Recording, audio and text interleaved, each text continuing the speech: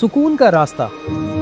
मैंने जिंदगी को समझने की कोशिश की, मगर असल मसला जिंदगी नहीं, मैं खुद था। फैसल एक आम शहरी जिंदगी गुजार रहा था। रोज काम, रोज की मसरूफियत और लगातार भाग दौड़।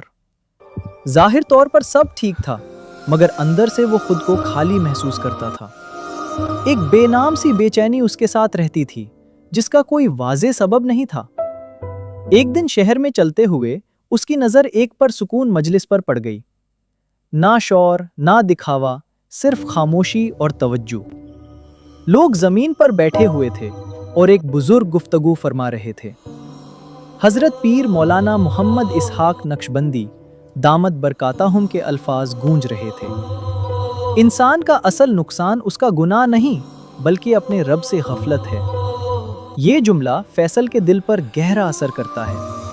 वो पहली मर्तबा रुक कर खुद को महसूस करता है, जैसे उसके अंदर कुछ जाग उठा हो।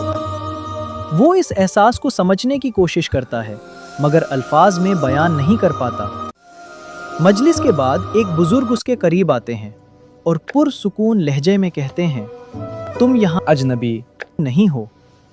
फैसल हैरान होता है, मैं तो पहली मर्तबा आया हूँ। बुजुर्ग हल्की मुस्कुराहट के साथ कहते हैं, रूह जब किसी चीज को पहचानती है तो वक्त उसकी गवाही नहीं देता।